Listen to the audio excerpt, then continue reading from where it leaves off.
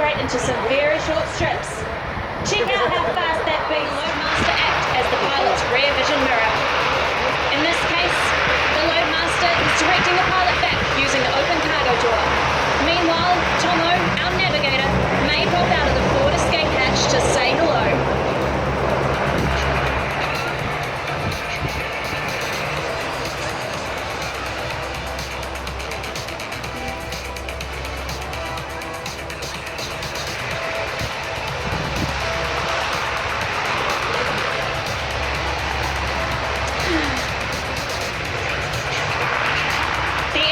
Has now been powered up to max power whilst the brakes are applied.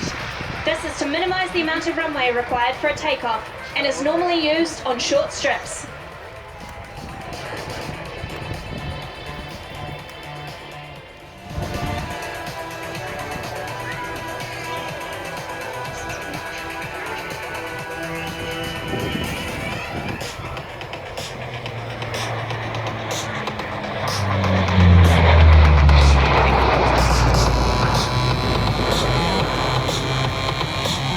Ladies and gentlemen, from our display crew, myself and all of those back home.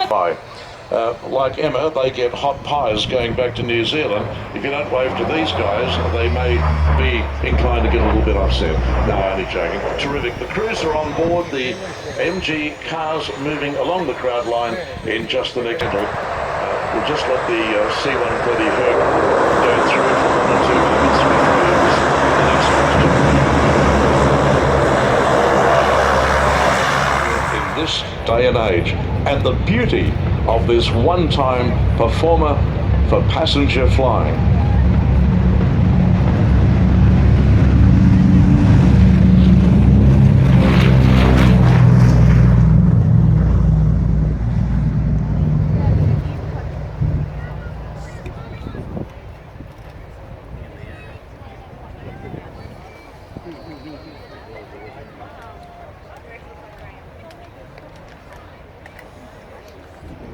Say about that shortly, but these are 3 fine examples giving you every opportunity to appreciate the beauty of the design, the fragility of the aircraft, and how exposed they were back in those years. You actually hear the wind whistle through the wires. It really is quite an experience. It's a very loved ones. We thank you. The Super Hornet is kept airborne every day by you to protect Australia's borders and our national interests. On behalf of the Commanding Officer Number 1...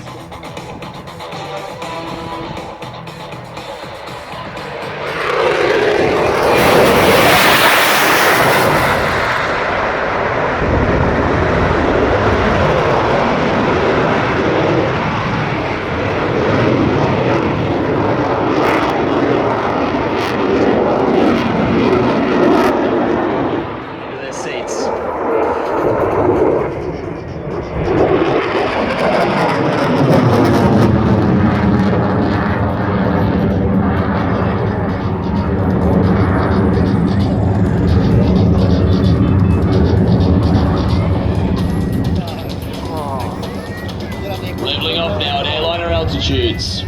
If necessary, the Rhino can go as high as 50,000 feet, or twice the height of Mount Everest.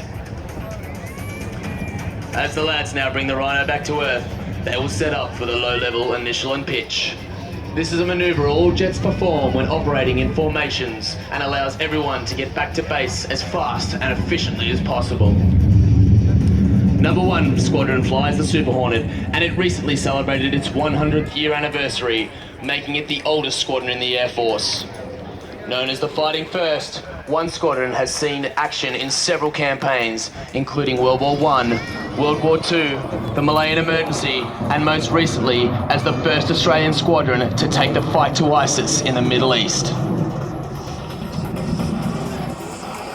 Ladies and gentlemen, look to your right now as Snake Eye and Beefcake fly in at high speed, pitch out into the circuit, and configure for landing.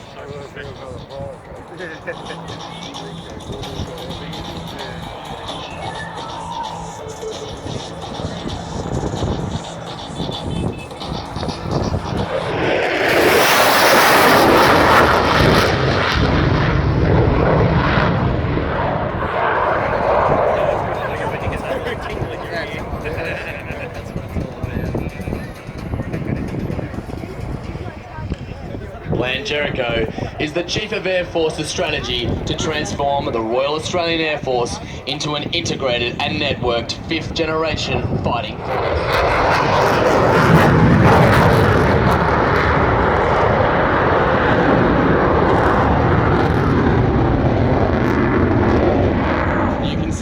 Controls hard at work as the jet squats and rolls inverted. However, the next maneuver you will see puts the Super Hornet flight control computers into overdrive. It will start with a 360-degree aileron roll and finish with the pirouette. The jet will be spiraling like a flat plate towards the ground in a highly delicate technique that can only be performed by the Hornet.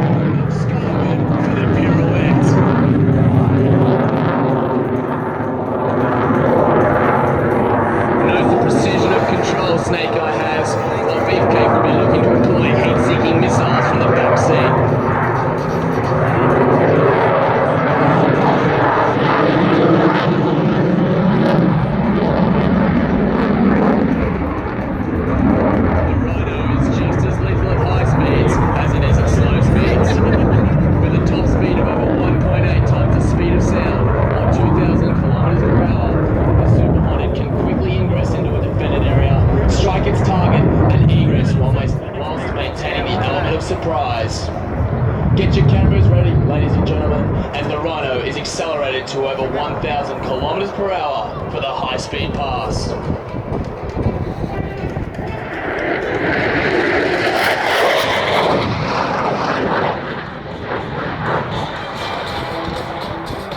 To contrast that high speed, Snake Eye and Beefcake will now fly past as slow as the jet can tactically go, traveling less than 100 knots or 180 kilometers per hour.